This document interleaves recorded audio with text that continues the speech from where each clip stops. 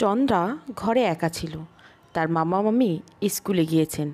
এই সুযোগে বারিশ একটা বিরাট ঘটনা ঘটিয়ে ফেলেছে। সে তার মায়ের সিঁদুরের কৌটোটা নিয়ে ওখান থেকে খানিক সিঁদুর আঙুলের ডগায় মেখে এনে এক টানে লাগিয়ে দিল চন্দ্রার সিঁথি থেকে এক্কেবারে কপাল পর্যন্ত। চন্দ্রা সঙ্গে সঙ্গে বিলাপ করে উঠে বলল, এ কী করলে বারিশদা, তুমি সর্বনাশ করে ফেললে আমার। চন্দ্রা ভয়ে কাঁপছে, ভীষণ রকমের কাঁপছে, আর তার কাজল মাখা চোখ থেকে টপ টপ করে জল পড়ছে গালের উপর। বারিশ ওর একটা হাত খপ করে ধরে ফেলল, তারপর শটানে চন্দ্রাকে বুকের সাথে লেপ্টে নিয়ে বলল, আমি কোনো সর্বনাশ করিনি তোমার চন্দ্রা, আমি তোমায় বিয়ে করে ফেলেছি, এখন থেকে তুমি আমার বউ। চন্দ্রা কেঁদে ফেলল। বারিশ এবার কান্নারত চন্দ্রাকে চেপে ধরল খাটের উপরে। চন্দ্রা বলল, লাগছে তো, আর এসব কি করছো বারিশদা? আমি কিন্তু মরে যাব বলছি। বারিশ কিন্তু চন্দ্রার এসব অজুহাত শুনল না। সে চন্দ্রার লাল লাল ঠোঁটের উপর ঠোঁট বসিয়ে দিল নিজের, তারপর বুকের উপর হাত দিয়ে ওড়নাটা ছুঁড়ে ফেলল। চন্দ্রা কাঁদছে আর নিজেকে ছাড়িয়ে নিতে চাইছে, কিন্তু পারছে না। বারিশের বলিষ্ঠ দেহ থেকে কিছুতেই সে নিজেকে ছাড়া পাচ্ছে না। বারিশ এবার চন্দ্রার গায়ের কাপড় খুলে নিল। দিনের আলোতে নিজের নগ্ন শরীরের উপর চোখ পড়তে লজ্জায় মরে যেতে লাগলো চন্দ্রা। কিন্তু এতে বারিশের কি? সে মৃদু হেসে ফিসফিস করে চন্দ্রার কানের কাছে মুখ লাগিয়ে বলল, বরকনেতে লজ্জা থাকতে নেই, বুঝেছ? চন্দ্রা কথা বলল না। বারিশ এবার সর্বনাশটা করেই ফেলল। অবশ্য চন্দ্রা ভেবেছিল বারিশকে একটু জড়িয়ে ধরে চুমুটুমু খেয়ে ছেড়ে দিবে, কিন্তু বারিশ জঘন্য কাজটা করে ফেলল। চন্দ্রা জান প্রাণ দিয়েও নিজের কুমারিত্ব টিকিয়ে রাখতে পারল না। একা একলা পেয়ে অতিরিক্ত করে ফেলল বারিশদা তার সাথে। অথচ এই বারিশদাকে কত ভালো জানত সে। এখন বুঝতে পারছে তার বারিশদা সত্যিকারে কোনো ভালুস নয়, সে একটা মেনিমুখ শয়তান। চন্দ্রার সারা শরীর ব্যথায় ভরে গেছে। ঠোঁটের একপাশে ভীষণ ব্যথা লাগছে, মনে হয় কেটে গেছে। সে কোনো মতে নিজের শরীরে কাপড়গুলো জড়িয়ে নিয়ে বাথরুমে চলে গেল। ওখানে গিয়ে মস্ত আয়নার সামনে নিজেকে মেলে ধরতে দেখল পুরুষদস্ত একজন বিবাহিত দাঁড়িয়ে আছে যেন আয়নার ভিতরে, তার সিঁথি ভর্তি সিঁদুর। কিন্তু বাথরুমে গিয়ে তার রক্ষা হলো না। মেনিমুখটা এখানেও চলে এসেছে। বাথরুমের ছিটকানি এতটাই দুর্বল যে বারিশ দরজাটা খানিকটা নাড়া দিতেই খুলে গেল দরজা। তারপর বারিশ নিজেও বাথরুমে ঢুকে গেল। তারপর দরজাটা ভালো করে লাগিয়ে চন্দ্রাকে চেপে ধরল বাথরুমের দেয়ালের সাথে মিশিয়ে। তাদের উপর ঝিরঝির করে ঝর্নার জল পড়েছে। তারা ভিজছে। চন্দ্রা ছটপট করছে ছুতে যেতে, কিন্তু পারছে না। বারিশ তার গা থেকে ফের সমস্ত কাপড় সরিয়ে এনেছে। তারপর আবার চন্দ্রার খারাপ লেগেছে, তার পেটে অসম্ভব করে ব্যথা হচ্ছে। সে আস্তে করে বলল, বারিশদা, আমার খুব কষ্ট হচ্ছে। বারিশ তাকে সান্ত্বনা দিয়ে বলল, এই আর একটু লক্ষ্মী, বলে সে আরও শক্ত করে চেপে ধরল চন্দ্রাকে। চন্দ্রা ব্যথায় কাঁকিয়ে উঠল। ঠিক তখন বাইরে থেকে বাথরুমে কে যেন নক করল, ঠক ঠক ঠক। চন্দ্রা ভয়ে মুচড়ে উঠল। সে মনে মনে বলল, ভগবান রক্ষা করো প্লিজ। কিন্তু তার এই ডাক ভগবান শুনলে না। এমনি থেকে বাথরুমের দরজাটা হঠাৎ খুলে গেল, আর তখনই দেখা গেল সামনে দাঁড়িয়ে আছেন তার মামা অমল চ্যাটার্জি আর তার মামি ভুবন। বাবা মাকে দেখে বারিশ মোটেও লজ্জা পেল না, ভয়ও না। সে বরং প্যান্টটা ভালো করে পরে তার বাবা মার সামনে দিয়ে বাথরুম থেকে বেরিয়ে ও ঘরে চলে গেল। কিন্তু চন্দ্রা বেরোতে পারল না। সে দেওয়ালের দিকে ফিরে তাকিয়ে আছে। তার গায়ে অবশ্য কাপড় জড়ানো আছে, কিন্তু সে এদিকে তাকাতে পারছে না। তাকালেই তো তার মামি দেখে ফেলবে তার সিঁথিতে সিঁদুর।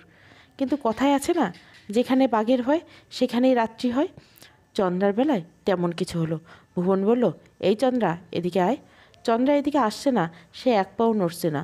সে যেভাবে দাঁড়িয়েছিল সেভাবে দাঁড়িয়ে রইল ঠাই। ভুবন এবার ধমকে উঠল, কি বলছি শুনতে পাস না নাকি? এখানে কি করছিলি তোরা দুজন? চন্দ্রা কি বলবে এখন?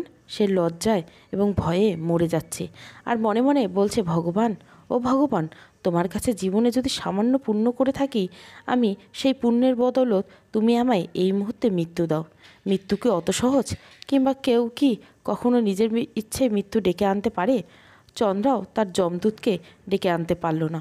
ভুবন এবার বলল, তোকে আমি জীবন্ত চিতাই দিব রে পাপিষ্টা, তোকে আমি জীবন্ত পুড়িয়ে মারব।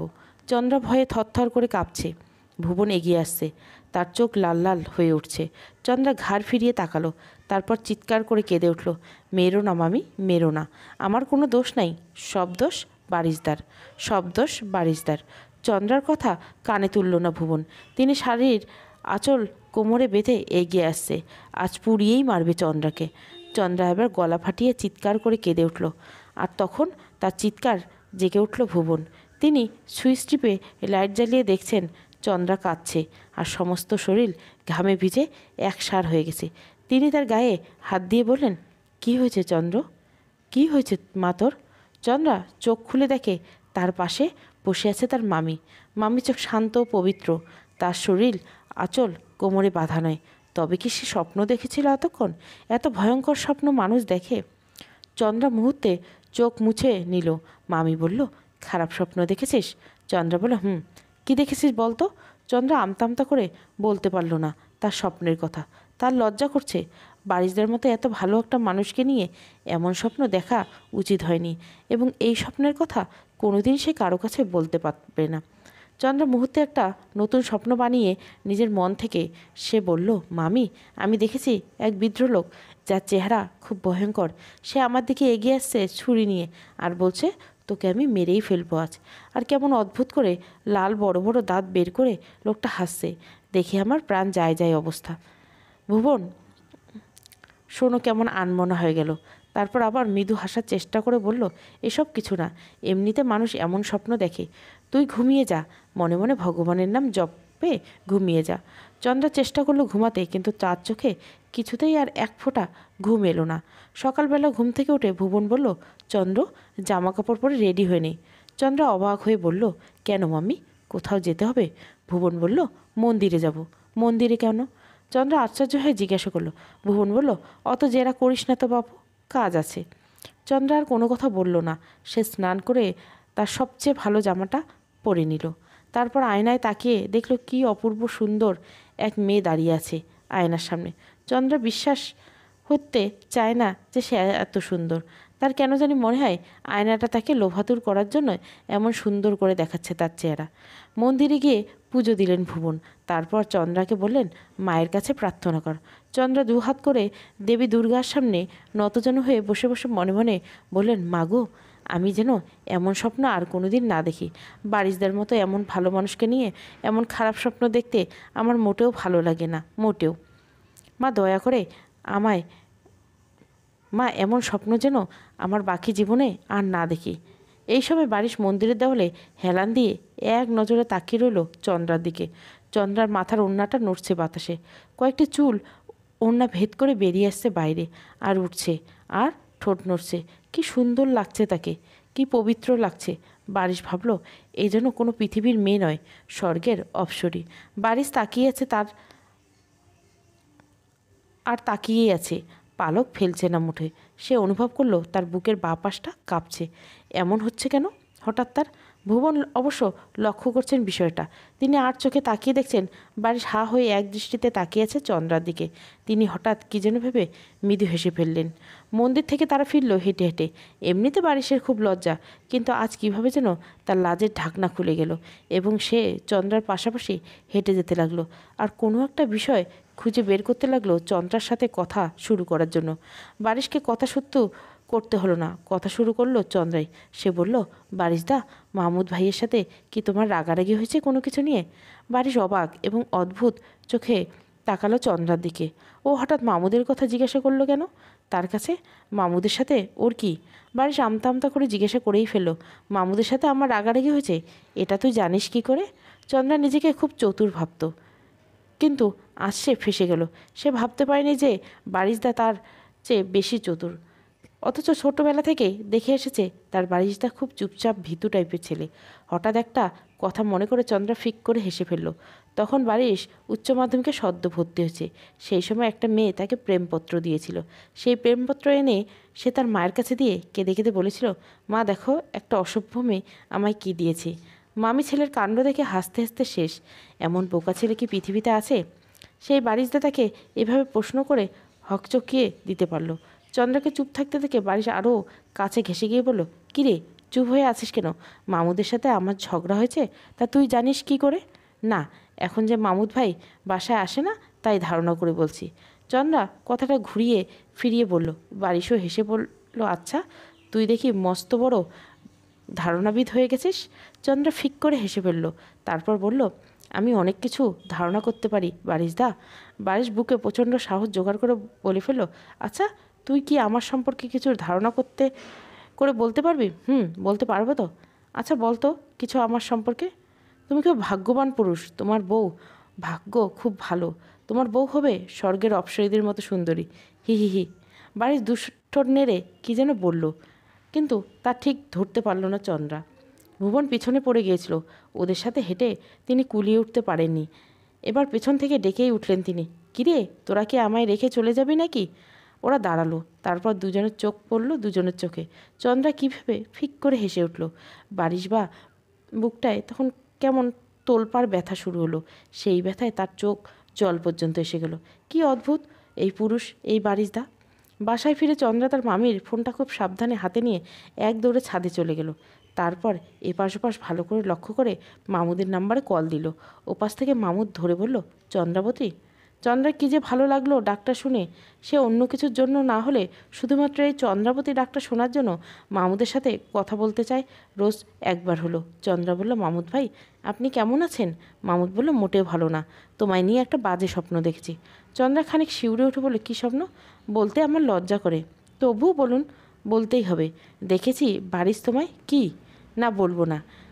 এসব কথা প্রেমিক বা বউ ছাড়া আর কাউকে বলা যায় না, লজ্জা করে। আচ্ছা আমায় শুধু বলুন, ফেলুন প্লিজ। না, বলবো না, প্লিজ প্লিজ প্লিজ। দেখছি তোমায় না বাড়ির জোর করে বিয়ে করে ফেলছে, তারপর তোমার সাথে ওইসব করেছে বলে লজ্জায় মরে যেতে লাগলো মামুদ। চন্দ্রা অবাক হলো। একই রকম স্বপ্ন কিভাবে দুজন দেখে ফেললো। চন্দ্রা বলল, কী সব করছে আমার সাথে বারিশদা? বলুন না ভাইয়া। ছি, অসভ্য মেয়ে। আমি কিন্তু ফোন কেটে দেব। চন্দ্রা বলল, না বললে কিন্তু আমি আর আপনার সাথে কোনোদিন কথা বলবো না। মামুদ খানিকক্ষণ চুপ করে রইল। তারপর বলল, আমি তো আগেই বলেছি এসব কথা নিজেদের বউ বা প্রেমিকদের কাছে শুধু বলা যায়। তাহলে আপনি কি এই স্বপ্নের কথা আপনার প্রেমিকাকে বলেছেন? ছি, আমার কি এসব আছে নাকি? তাহলে করেন না কেন? একটা প্রেম করেই ফেলুন, প্লিজ প্লিজ, করেই ফেলুন। মামুদ হেসে হেসে বলল। মামুদ বলল, কার সাথে করব? কেন, আপনার কি কোনো পছন্দের মানুষ নেই? পছন্দের মানুষ থাকলে কি প্রেম করা যায়? মনে ধরো আমি তোমায় বললাম, চন্দ্রাবতী, আমি তোমায় খুব পছন্দ করি, ভালোবাসি, I love you very much. তাহলে কি তুমি কি রিয়াকশান দেখাবে? বলবে কি I love you too? Mamud ভাই, আপনাকে আমিও ভালোবাসি। চন্দ্রা খানিক দমে গেল, কিন্তু মামুদের কথাগুলো কেন জানি খুব ভালো লাগলো তার। সে কি জানি একটা কিছু বলতে চাইল মামুদকে, ঠিক তখনই গেল সিঁড়ি ডিঙ্গিয়ে ছাদের দিকে কেউ একজন এগিয়ে আসছে। চন্দ্রা চতুর হরিণীর মতো মুহূর্তে ফোনটা সাবধানে কেটে একটা দেহের গোপন জায়গায় রেখে দিল। তারপর গোলাপের টবের কাছে গিয়ে একটা পাতা ছিঁড়ে এমন একটা ভাব করলো যেন গোলাপ গাছটার কাছেই এসেছে। ছাদে উঠে এলেন বৃন্দাবন দাস। বৃন্দাবন দাস অমল চ্যাটার্জির সবচেয়ে কাছের বন্ধু। পেশায় অধ্যক্ষ। মনমোহন সিংয়ের আনন্দমহল কলেজে ইতিহাস পড়ান তিনি। তার কথাবার্তা সব ইতিহাস নির্ভর। তিনি চন্দ্রাকে ডাকেন হেলেন বলে। তিনি মনে করেন চন্দ্রা ঠিক দেবী হেলেনের মতোই সুন্দর। আর মনে মনে তিনি এটাও কামনা করেন যে চন্দ্রাকে তিনি তার বড় পুত্র জয়দাসের জন্য বউ করে নেবেন। কিন্তু এই কথাটা তিনি গোপনে রাখেন। অবশ্য চন্দ্রা এই লোকটা তেমন পছন্দ করে না। পছন্দ না করার কারণ হলো এই লোকটা বেশি প্রশ্ন করে, আর তার মনে হয় ইনি একজন মানসিক রোগী। যেমন আজ এসেই বলল, হেলেন, তুমি কেমন আছো মা? হেলেন বিরস মুখে গোলাপের পাতাটা ছুঁড়ে দূরে ফেলে বলল, ভালো আছি আঙ্কেল, আপনি কেমন আছেন? আমি ভালো নেই, কারণ মানুষ ইতিহাস নিয়ে এখন আর পড়তে চায় না। তারা চায় সায়েন্স পড়তে, ফিকশন পড়তে। আর গাধারা ফিকশন কি দিবে রে তোদের? চন্দ্রা বলল, আঙ্কেল, আমি ফিকশন পছন্দ করি। হুমায়ুন আহমেদের সবগুলো উপন্যাস আমার পড়া। গিয়েছে, মাথাটা গিয়েছে। এইসব পড়েই ছেলেমেয়ে নষ্ট হচ্ছে, ইতিহাস থেকে দূরে দূরে যাচ্ছে। না আঙ্কেল, আপনি ভুল বলছেন। হুমায়ুন আহমেদের অনেক উপন্যাস ইতিহাস আছে, আর হুমায়ুন আহমেদ নিজেও একটা ইতিহাস। কি বললে হেলেন? ভুল বলিনি। মাথা পচে এক্কেবারে গোবর হয়ে গেছো। কোন ক্লাসে জানি তুমি পড়ো? Intermediate second year. ওহো, এত কাঁচা বয়সে মাথাটা খেলো হুমায়ুন তোমার? বলেই মাথায় হাত দিয়ে ছাদ থেকে নেমে চলে গেল বৃন্দাবন দাস। আর চন্দ্রা তখন বুক ভরে শ্বাস টেনে নিয়ে বলল, হায় ভগবান, তোমার দুনিয়ায় এমন মানুষও পাঠাতে হলো। বৃন্দাবন দাস চলে গেল। ছাদে উঠে এলো বারিশ। বারিশকে দেখে চন্দ্রা হাসি মুখ করে বলে, বারিশদা, তুমি জানো পৃথিবীতে সবচেয়ে পবিত্র জিনিস কি? বারিশ খানিক ভেবে বলে, ফুল না, ফুল না, ফুল না হলে আর কি? ভালোবাসা। বারিশ বুকের বাঁ পাশটা তখন ব্যথায় আচ্ছন্ন হয়ে যায়। সে বুকে নিজের হাতটা রেখে চেপে ধরে চন্দ্রার দিকে তাকায়। চন্দ্রা তখন তাকিয়ে আছে দূরের রাস্তার ওপরে। বারিশকে তাকে দেখে কি সুন্দর যে লাগছে চন্দ্রাকে। তার ইচ্ছে করছে চন্দ্রাকে জাপটে ধরে চিৎকার করে বলতে, চন্দ্র, তুই হলি পৃথিবীতে ভগবানের দেওয়া সবচেয়ে পবিত্র সৃষ্টি। তুই হলি আমার বুকের বাঁ পাশের মৃদু কম্পন। চন্দ্র, তোকে আমি ভালোবাসি। তুই আমার ভালোবাসা চন্দ্র। কিন্তু বলতে পারে না। আর তখন কোত্থেকে এক বাউলিয়ে বাতাস ছুটে এসে ধাঁধা করে। সেই বাতাসে এত খেচর যে চন্দ্রার গোলাপ রঙা ওড়নাটা উড়িয়ে নিয়ে যায়। বারিশ দৌড়ে যায় সেই ওড়না কুড়াতে, কিন্তু পারে না। সে ছাদের এত কিনারায় চলে আসে, আরেকটু হলে পা পিছলে পড়ে যেত। চন্দ্রা তখন তাকায় বারিশের দিকে। বারিশ ধীরে ধীরে পা ফেলে এগিয়ে আসে চন্দ্রার কাছে। চন্দ্রা হঠাৎ কেঁদে ওঠে। তার চোখে কোলকোল করে জল বয়ে যায়। চন্দ্রা জাপটে ধরে ফেলে বারিশকে। তারপর বলে, বারিশদা, বারিশদা, তুমি আমার জন্য এত রিস্ক নিতে পারো? বারিশ বলে, মরতেও পারি। চন্দ্রার কান্না আরও বেড়ে যায়। সে মনে মনে ভাবে, সে আর অনাথ নয়। তার মামাই তার পিতা, মামিই তার মাতা, আর বারিশ তার ভাই, আপনার ভাই। বারিশের খুব ভালো লাগে তখন। সে আলতো করে ছুঁয়ে দেয় চন্দ্রার পেট, তারপর মুছে দেয় জলজ দুটো চোখ। বারিশের খুব ইচ্ছে করে এভাবে সারা জনম চন্দ্রাকে বুকে ধরে রাখতে। চন্দ্রা তার বুকে এলে বুকের ব্যথাটা উপশম হয়। তারপর হলুদে বিকেলে বুকে নেমে আসে এক ঝাঁক বক পাখি। একটি সাথীহারা কাঠঠুকরো আর ঘাসের ডগায় ঝরঝরে শিশির। শহরে জ্বলে ওঠে তারার মতো ঝলমলে আলো। বারিশরা ধীরে ধীরে সিঁড়ি ডিঙিয়ে নিচে নেমে যায়। আজ দুজনের মন খুব ভালো। চন্দ্রার খুব ইচ্ছে হচ্ছে মামুদকে ফোন করে বলতে, মামুদ ভাই, আপনি বারিশদার সাথে শুধু শুধু ঝগড়া বাঁধিয়ে রেখেছেন কেন? প্লিজ ঝগড়াটা মিটিয়ে নিন। আপনি কি জানেন, পৃথিবীতে 10জন ভালো মানুষ থাকলে তার মধ্যে আমার বারিশদা প্রথম হবে। চন্দ্রা খুব সাবধানে তার মামির ফোনটা আবার সরিয়ে আনলো। তারপর পড়ার টেবিলে বসে মুখ লুকিয়ে চুরিয়ে মামুদের ফোনে কল দিতেই ওপাশ থেকেই জানালো, দুঃখিত, এই মুহূর্তে আপনার কাঙ্ক্ষিত নম্বরে সংযোগ দেওয়া সম্ভব হচ্ছে না। একবার, দুবার, তিনবারের পর কল দিল চন্দ্রা। তারপর মামুদের উপর বড্ড অভিমান নিয়ে ফোন রেখে দিল চন্দ্রা। তার হঠাৎ করে মন খারাপ হয়ে গেল। আজ আর মোটেও পড়তে ইচ্ছে করছে না তার। সে বইপত্র এলোমেলো রেখে বিছানায় ঘুমাতে গেল। মাঝরাতে চন্দ্রা ঘুমিয়ে আছে একা তার ঘরে। তখন ঠিক এসে তার দরজায় ঠক ঠক করে শব্দ করলো। চন্দ্রা হুড়মুড়িয়ে ঘুম থেকে উঠল। ভয়ে তার গলা কাঠ হয়ে যেতে লাগলো। এমনিতে যে তার মামি ভুবনের সাথে ঘুমাতে যায়, কিন্তু আজ সে কি এক চাপা অভিমানে মামিকে বলেছে, আজ থেকে আমি একাই ঘুমাবো। ভুবন প্রথম প্রথম রাজি না হলেও পরে রাজি হলেন। ভাবলেন, ও এখন বড় হয়েছে, এখন ওর যা ভালো লাগে তাই করুক, এটুকু স্বাধীনতা তাকে দেওয়া যায়। দরজায় আবার শব্দ হলো। চন্দ্রা ভাবলো হয়তো মামি এসেছেন, কিন্তু মামি আসলে দরজায় নক না করে ডাক দেওয়ার কথা। ভয়ে ভয়ে এগিয়ে গেল চন্দ্রা। তারপর দরজা খুলে চমকে গেল সে। বারিশ দাঁড়িয়ে আছে দরজার সামনে। চন্দ্রা মৃত্যু এসে বলল, আমি তো ভয় পেয়ে গিয়েছিলাম। কেন? ভেবেছিলে ভূতটুত এলো কি? আসলে ঘুম আসছিল না, আর ঘরে একা ভালোও লাগছিল না, তাই তোর কাছে এলাম। বারিশে এমন কথায় তার অবাক হওয়ার কথা, কিন্তু চন্দ্রা মোটেও অবাক হলো না। সে বলল, বেশ ভালো করেছো, আসো দুজনে মিলে ছাদে যাই। আমি জানলা দিয়ে দেখছি এত বড় চাঁদ উঠেছে আকাশে। বারিশ বলল, চল। তারপর ওরা দুজনের লোহার সিঁড়ি ডিঙিয়ে উপরে গেল। ওখানে গোলাপ বনের পাশে কামিনী ঝাড়, কি মোহিত গন্ধ ভাসছে ওখান থেকে। ওরা দুজনে কেমন মাতাল হয়ে যেতে লাগলো। চন্দ্রা বলল, বারিশদা, দেখো চাঁদটা দেখো। বারিশ তাকালো, তবে চাঁদটার দিকে নেই, চন্দ্রার দিকে। চন্দ্রা বলল, তাকাও। বারিশ বলল, তাকিয়ে আছি তো। তুমি তো আমার দিকে তাকিয়ে আছো। তুই চাঁদ বলে যে তোর দিকে তাকিয়েছি। চন্দ্রা খিলখিল করে হেসে উঠল। এই হাসি গিয়ে বারিশের বুকে কাটার মতো বিঁধল। চন্দ্রা এবার বলল, বারিশদা, আমরা যদি ছাদের উপর এলোমেলো হয়ে ঘুমিয়ে পড়ে থাকি আর সকালবেলা মামি এসে এভাবে দেখে, তখন কেমন হবে বলো তো? খুব ভালো হবে দুজনকে। কি না, থাক। আচ্ছা, তোর কি কোনো পছন্দের মানুষ আছে রে চন্দ্র? আছে। কে সে? চন্দ্র ফটফট করে বলল দিল, তুমি, মামা আর মামি। বারিশ ঠিক এভাবে শুনতে চায়নি, তাই সে অন্যরকমভাবে প্রশ্নটা করলো, আচ্ছা চন্দ্র, তোর কোনো ভালোবাসার মানুষ আছে? আছে তো। কে সে? তুমি, মামা আর মামি। ইস, এভাবে বলতে বলিনি। আসলে কিভাবে? তোরা ওইসব ভালোবাসার মানুষ আছেন কি? ওই যে দুজন ছেলে মেয়েতে হয়, তারপর বিয়ে করে? ধুর, যা, আমি এসব চিনি না। বারিশ এখন কি ভালো লাগছে সে মনে মনে ভাবল। মামুদের সাথে শুধু শুধু ঝগড়া করেছে সে। কাল সকালবেলা ওদের বাসায় গিয়ে প্রথমে সরি বলবে, তারপর মামুদকে সাথে করে একেবারে বাসায় নিয়ে আসবে। বারিশে বলব, চন্দ্র, আচ্ছা তোর কি মনে আছে আমাদের ছেলেবেলার কথা? ও মা, থাকবে না কেন? আমার খুব মনে আছে, আমরা কত ঝগড়া করছি। একবার তো তুমি আমার হাত ভেঙে দিলে। আর ওই খেলাটা খেলতাম, ওটার কথা? কোন খেলাটা? বরকনে। খুব লজ্জা নিয়ে কথাটা বলল বারিশ।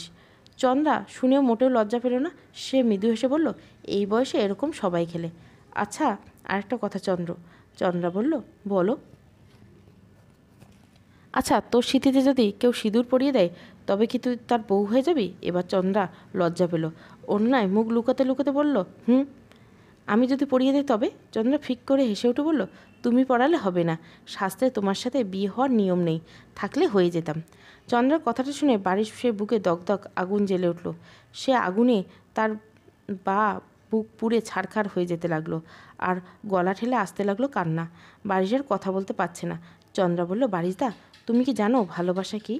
বারিশ অতি কষ্টে নিজের কান্না চেপে বলল, কি? কাউকে মনে রাখা।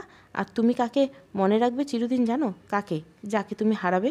মানুষ পেয়ে যাওয়া জিনিসের কথা কোনো দিন মনে রাখে না, কারণ সে থাকে সর্বদা পাশে। সে মনে রাখে না পাওয়া জিনিসের কথা, কারণ না পাওয়া জিনিস তাকে রোজ মনে করিয়ে দেয় তাকে না পাওয়ার কথা। বারিশের বুকটা ফেটে যাচ্ছে কান্নায়। সে নিজেকে খানিক সামনে নিয়ে বলল, তুই কি কাউকে হারিয়েছিস চন্দ্র? চন্দ্র এই কথার কোনো উত্তর দিল না। সে বলল, চলো ঘরে ফিরি, অনেক রাত হয়ে গেল, মামা মামি দেখলে বিপদ। বারিশের ইচ্ছে ছিল আরও অনেকক্ষণ দুজন মিলে ছাদে থাকার, কিন্তু পাচ্ছে না। তার খুব রাগ হচ্ছে নিজের উপর। রাগ হচ্ছে এই জন্য যে কেন চন্দ্রার রক্তের কেউ হতে গেল, সে কেন তার দূরের কেউ হলো না? দূরের কেউ হলে তো আজ সে সার্থক হতো। তারপর দুটো ঝিঝি পোকার ডাক আর কামিনীর গন্ধ দূরে ঠেলে দিলে ওরা সার্থক পায়ে নেমে যেতে লাগলো নিচে, আর আকাশের চাঁদটাও ঢলে পড়ে ঝিমুতে লাগলো বেঘোর ঘুমে। সকালবেলা ঘুম থেকে উঠে চমকে উঠল চন্দ্রা। ফ্রেশ হয়ে বাথরুমের দিকে যখন সে হেঁটে যাচ্ছে তখন আচমকা ধাক্কা লেগে গেল একজনের সাথে। যার সাথে ধাক্কা লেগেছে সেও বাথরুম থেকে বের হয়ে আসছে। চন্দ্রা দু চোখ উপরের দিকে তুলে চমকে গেল। এত সকালে মামুদ! সকালবেলা ঘুম থেকে উঠে চমকে উঠল চন্দ্রা। ভাই এখানে কি করেন? মামুদ হা হা করে হেসে উঠল, বলল, ভয় পেয়েছ? চন্দ্রা নিজেকে সামনে নিয়ে বলল, না, অবাক হয়েছি। এটা কিভাবে পসিবল? Of course possible. তোমার বারিশদার সাথে আমার ঝগড়া মিটে গেছে, আর সেই আমায় গিয়ে সকালবেলা বাসায় নিয়ে এসেছে। চন্দ্রা এদিক ওদিক লক্ষ্য করে বলে, শুনুন, এখন আর কথা বলা যাবে না, ওরা এসে দেখে ফেললে সর্বনাশ হয়ে যাবে।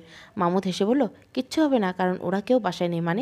মানে হলো বারিশ আর আন্টি গিয়েছেন মন্দিরে পুজো দিতে, আঙ্কেল গিয়েছেন বাজারে, বাসায় শুধু তুমি আর আমি। চন্দ্রার তখন ইচ্ছে করেছিল আনন্দে চিৎকার করতে, কিন্তু সে নিজেকে সংবরণ করে বলল, আপনি ঘরে গিয়ে বসুন, আমি ফ্রেশ হয়ে আসছি। এই কথা বলে চন্দ্রা বাথরুম থেকে ফ্রেশ হয়ে এলো। তারপর হালকা সাজগোজ করলো। মামুদ তাকে দেখে বলল, তুমিও তো খুব সুন্দরী চন্দ্রাবতী। চন্দ্রা বলল, ইস, আর পাম দিতে হবে না, তোমায় আমি শুধু শুধু পাম দিতে যাবো কেন? চন্দ্রা ফট করে বলে ফেলল, কারণ আপনি আমায় ভালোবাসেন। কথাটা বলে চন্দ্রা জিভায় দাঁত কামড়ে নত হয়ে গেল। আর মামুদ খানিক সময় চুপ থেকে বলল, তুমি খুব ভালো চন্দ্রাবতী, কারণ তুমি আমায় সহজে বুঝতে পেরেছো। I love you Chandrabati, I love you very much. চন্দ্রার চোখে জল এসে গেল। সে জল মোটেও মুছল না। এই জলের সাথে তার গাল বেয়ে কাজল পড়ছে। মামুদ এবার বসা থেকে উঠে চন্দ্রার দিকে এগিয়ে গেল, আর চন্দ্রার দুটো চোখ তার জামার হাত দিয়ে মুছে দিতে দিতে বলল, তুমি আমায় ভালোবাসো না? না চন্দ্রাবতী। চন্দ্রা মুহূর্তে মামুদকে আঁকড়ে ধরলে বলল, ভালোবাসি, খুব ভালোবাসি। মামুদ এবার তার পিঠে হাত দিল। তারপর চন্দ্রা ঠোঁটে ঠোঁট ছুঁয়ে বলল, আমার জীবন মরণ। চন্দ্রা দু চোখের পাতা বন্ধ করে বলল, আমার রোমিও। তারপর ধীর পায়ে হাঁটতে লাগলো। ওরা গেল দেওয়ালটার পাশে। এবার চন্দ্রাকে দেওয়ালের সাথে ঠেসে ধরল মামুদ। চন্দ্রা আনন্দে আত্মহারা হয়ে উঠল। ঠিক তখনই দরজায় শব্দ করে সরাসরি প্রবেশ করলো অমল চ্যাটার্জি। তার হাতে বাজারের ব্যাগ। ঘরে ঢুকে যখন তিনি নিজের ভাগ্নিকে একটা মুসলিম ছেলের সাথে প্রণয় দৃশ্য দেখলেন তখন তার মাথা ঘুরে উঠল। রাগে অগ্নিশর্মা হয়ে বাজারের ব্যাগ ছুঁড়ে ফেলে দিয়ে তিনি মামুদের কলার ধরে বললেন, শুয়োর, আমার সহজ সরল মেয়েটার জীবন নষ্ট করতে এসেছিস? বলে তিনি দুটো চর বসিয়ে দিলেন মামুদের গালে, আর এক হ্যাচকাটানে মামুদকে ঘরের বাইরে ছুঁড়ে ফেললেন তিনি। আর এদিকে ভয়ে জড়সড় হয়ে উঠছিল চন্দ্রা। অমল এবার চন্দ্রাকে প্রচণ্ড জোরে এক ধাক্কায় ফেলে দিয়ে বসলেন ফ্লোরে। তারপর আর্তনাদ করে বললেন, তোর বাবা মার সাথে তোর মরণ হলো না কেন রে পাপিষ্টা? ছি ছি, মুসলমান একটা ছেলের সাথে। আচ্ছা, আমি মানুষকে মুখ দেখাবো কি করে বলতো? চন্দ্রা লজ্জায় আর ভয়ে চুপিসারে কাঁদছে। সে সত্যি আগে ভাগে মেনে প্রেমের পথটা এত কঠিন, কিন্তু এখন বুঝতে পেরেছে তার হঠাৎ ভয় হচ্ছে মামুদকে নিয়ে। সে কিছুতেই হারাতে পারবে না মামুদকে, কিছুতেই না, প্রয়োজনে মরে যাবে। মামুদ এখানে আর দাঁড়িয়ে থাকলো না। সে জানে এখানে দাঁড়িয়ে থাকলে তার আর চন্দ্রার দুজনেই বিপদ। সে মনের চাপা কষ্ট নিয়ে হাঁটতে হাঁটতে বাড়ির দিকে যেতে লাগলো আর মনে মনে কঠিন এক সিদ্ধান্ত নিল। এই সিদ্ধান্ত থেকে এক চুলো নড়বে না সে। ভালোবাসার জন্য এর চেয়ে বেশি কিছু করতে পারে। ভুবন বাসায় ফিরে আগুন হয়ে গেলেন। এমনিতে তিনি চন্দ্রাকে খুব ভালোবাসতেন, কিন্তু মুসলমান ছেলের সাথে এমন কুকর্ম! ভুবন রাগে কটমট করতে করতে দুহাতে টেনে ধরলেন চন্দ্রার চুলের মুঠি। তারপর বললেন, বল, কতদিন ধরে ওর সাথে তোর সম্পর্ক? চন্দ্রা কিছু বলছে না, শুধু কাঁদছে। বারিশের খুব কষ্ট হচ্ছে। চন্দ্রার কান্না তার সহ্য হয় না। তার বা বুকটায় খুব ব্যথা। বারিশ এবার তার মায়ের পায়ে গিয়ে পড়ল। তারপর অনুনয় করে বলল, মা, ওমা, ছেড়ে দাও ওকে, ও আর এমন ভুল করবে না। ভুবন তার ছেলের জীবনে এতটুকু দুঃখ দেননি, ছেলের কোনো ইচ্ছে অপূর্ণ রাখেনি। এবার তিনি কিভাবে ছেলের অনুনয় ফিরিয়ে দিবেন? ভুবন উঠে পড়ে লেগেছে চন্দ্রার জন্য ছেলে দেখায়। এই সপ্তাহে 2-1 ভেতর তার বিয়ে দিয়ে দিবেন। সংবাদ শুনে বাসায় এলেন বৃন্দাবন দাস। এবার তার পালা। তিনি মুখ খুলে বলেই ফেললেন, বৌদি, একটা জিনিস চাইবার ছিল আপনার কাছে। বড় আশা নিয়ে এসেছি, আপনি আমায় ফিরিয়ে দিবেন না বলুন? ভুবনের গলার স্বর নামিয়ে এনে বলল, বলুন শুনি, দিতে পারলে দিব। বৃন্দাবন বললেন, আমার জয়টাকে তো দেখেছেন।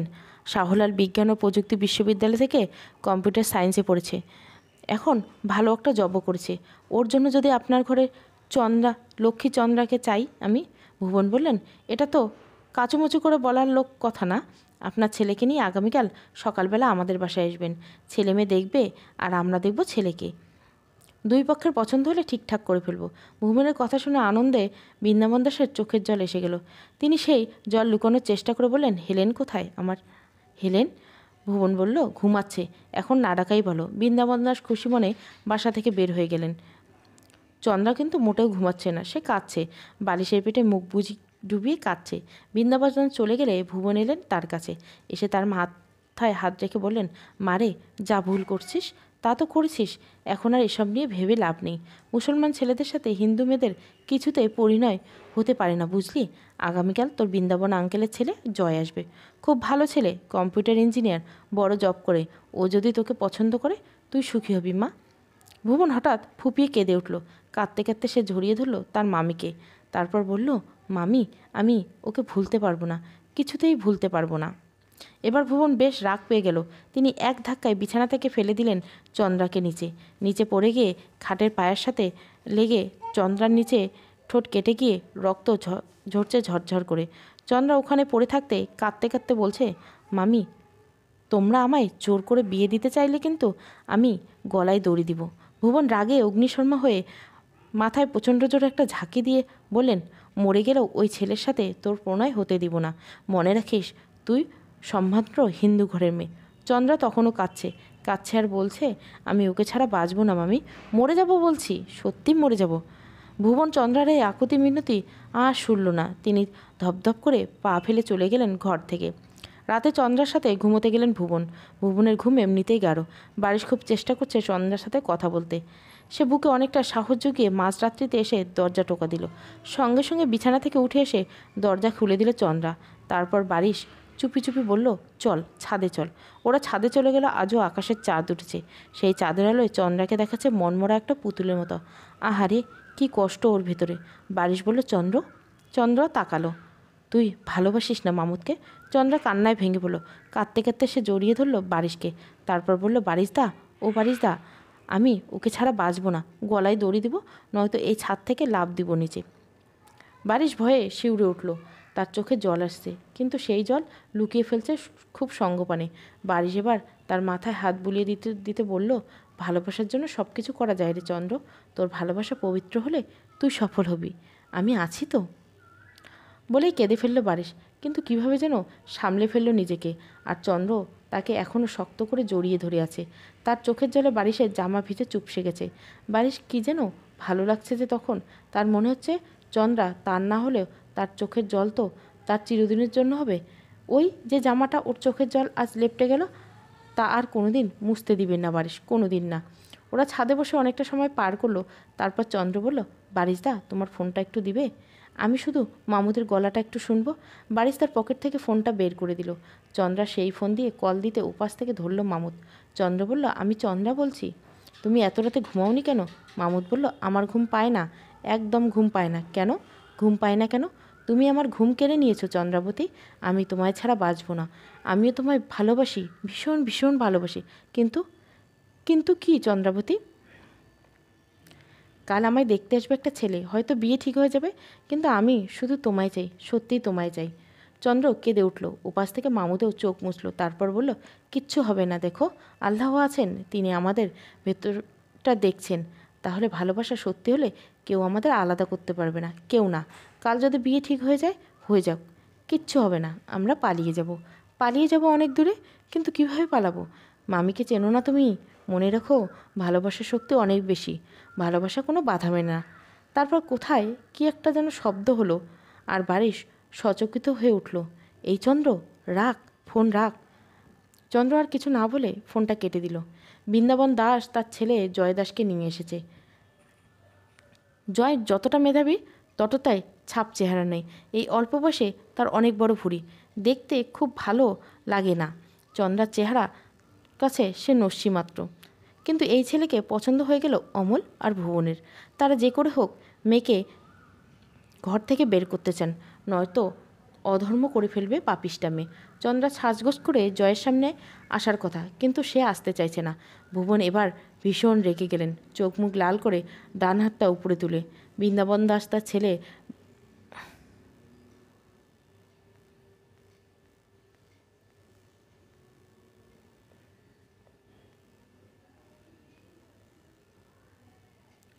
হাতটা উপরে তুলে চর বসিয়ে দিলেন চন্দ্রার গালে। চন্দ্রা ব্যথায় গালে হাত চেপে ধরে বসলেন। তারপর বলল, মেরে ফেললেও মামুদকে আমি ভুলতে পারবো না। কিন্তু ভুবন অত সহজ মহিলা না। তিনি চন্দ্রাকে সাজিয়ে গুছিয়ে জয়ের সামনে নিয়ে হাজির করলেন। জয় ওকে দেখে পলক ফেলাতে পারছে না। সে ভাবতে পারছে না ভগবান তার জন্য চাঁদ সুন্দর মেয়ে রেখেছেন। জয় চন্দ্রার সাথে কথা বলার প্রয়োজন অনুভব করলো না। সে বলল, আমার বাবার পছন্দই আমার নিজের পছন্দ। চন্দ্রাকে আমার পছন্দ হয়েছে। বৃন্দাবন দাস খুশিতে আত্মহারা। তিনি বললেন, বিয়ের ডেট পাকা করা হোক। ভুবন তার মুখ থেকে কথা কেড়ে নিয়ে বললেন, দিনকাল খুঁজে বের করুন, আগামী সপ্তাহে বিয়ে। তাহলে এই কথাই সই।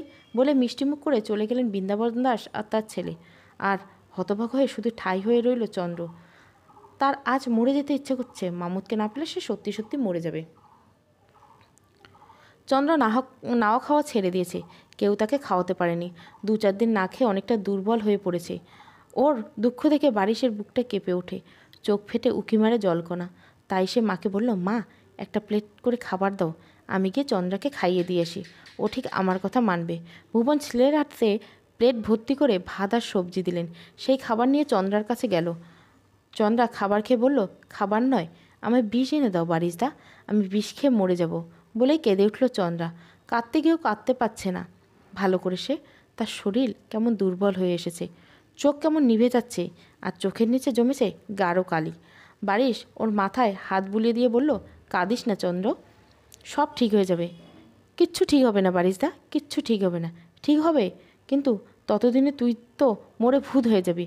মামুদকে পেতে হলে তো তোকে ঠিক মতো খাওয়া দাওয়া করে বেঁচে থাকতে হবে। বেঁচে না থাকলে ওকে পাবি কী করে?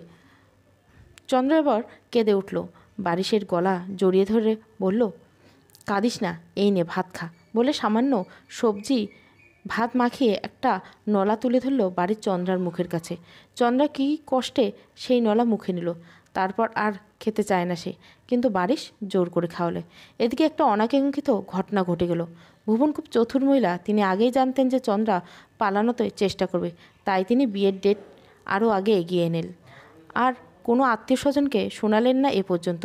তারপর একদিন বিকালবেলা হঠাৎ করে বললেন, কাল তোর বিয়ে চন্দ্রা। চন্দ্রার কথাটা শুনে হাউমাউ করে কেঁদে উঠল। এখন কি করবে সে কিছুই বুঝতে পারছে না। সে মোটেও ভাবেনি যে এত দ্রুত সব কিছু শেষ হয়ে যাবে। সে মনে মনে তার ভগবানকে ডাকছে, আর তার ভগবান কি এই বিপদে তাকে সাহায্য করতে এগিয়ে আসবে? কাল চন্দ্রার বিয়ে। রাতে চন্দ্রার সাথে শুয়েছেন ভুবন। তিনি আজ ঠিক করছেন সারা রাত ঘুমাবেন না। চন্দ্রাকে পাহারা দিবেন। কিন্তু রাত 11টা বাজার আগে তিনি ঘুমের কোলে ঢলে অনেক পরে তার দরজায় ঠক ঠক করে কে যেন নাড়া দিল। ভুবন টের পেলেন না। চন্দ্রা তখনও শুয়ে শুয়ে পরিকল্পনা করছিল খুব সহজে এবং কিভাবে দ্রুত সে আত্মহত্যা করতে পারে এমন কিছু। কিন্তু দরজায় নড়া শুনে কেন যেন তার মনে আশার আলোর দেখা মিলল। সে চটপট বিছানা থেকে উঠে দরজার কাছে গিয়ে খুলে দিতে দেখলো বাইরে আছে বারিশদা। বারিশ বলল, চল। চন্দ্র ভয় ও আনন্দে কাঁদছে, কিন্তু শব্দ করছে না। সে আর দেরি না করে বলল, চলো। ওরা খুব সাবধানে বাড়ি থেকে বেরিয়ে যাচ্ছে। বারিশের হাতের মুঠোয় ধরা চন্দ্রার একটি হাত, তারা হাঁটছে পাশাপাশি। বারিশের বুকটা টিপ টিপ করে বাজছে। তার কেবল মনে হচ্ছে এই পথ যদি আর কোনোদিন শেষ না হতো। কিন্তু মিনিট 10 হাঁটার পরে বড় রাস্তায় এসে গেল তারা। রাস্তার একপাশে সাদা একটা মাইক্রো দাঁড় করানো। সেই মাইক্রোর কাছে গিয়ে বারিশ ডেকে উঠল, মামুদ, মামুদ। বারিশের ডাক শুনে চটজলদি দরজা খুলে দিল মামুদ। তার হাত টেনে নিল চন্দ্রার ভেতরে। তারপর বারিশকের দিকে মামুদ তাকিয়ে বলল, তুই সত্যিকারে মানুষ, সত্যিকারে মানুষ। চন্দ্রা কেন জানি তখন খুব কান্না পেয়ে গেল। সে কেঁদে কেঁদে চিৎকার করে বলল, বারিশদা, আবার দেখা হবে আমাদের। তারপর ড্রাইভার স্টার্ট দিল গাড়ি। বারিশ দুহাত তুলে টাটা দেখিয়ে বিদায় জানালো। তারপর ঠাই দাঁড়িয়ে রইল অনেকক্ষণ বারিশ। তারপর ওরা চলে গেল ততক্ষণে অনেক দূরে। সে রাতে বাসায় ফিরে ছাদে উঠে গেল বারিশ।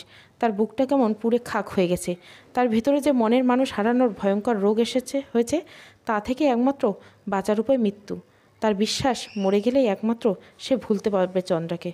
তখন রাত প্রায় শেষ। আকাশের গোটা কয়েক তারা মিটমিট করে জ্বলছে আর কামিনী ফুলের তীব্র ঘ্রাণ ছড়াচ্ছে বাতাসে। বারিশ এই সময় ফুল আর তারাদের মায়ায় ছড়িয়ে চলে গেল একেবারে ছাদের শেষ প্রান্তে। এরপর যা আছে তা শূন্য। এখান থেকে পা ফসকে গেলে মৃত্যু, কিন্তু বারিশ পা ফসকে পড়তে চায় না। সে চায় দ্রুত মৃত্যু। তাই সে আজ লাফ দিবে, লাফিয়ে মরবে। আর শরীর কেমন এখন থরথর করে কেঁপে যাচ্ছে। কান্নায় বুক ভেঙে যাচ্ছে। কেন জানি বেঁচে থাকতে ইচ্ছে করছে খুব। আচ্ছা, মানুষ এত কষ্টের পরও বেঁচে থাকতে চায় কেন? সমাপ্ত। চন্দ্রাবতী। গল্পটা ভালো লাগলে অবশ্যই লাইক, শেয়ার এবং সাবস্ক্রাইব করবেন। Thank you for watching.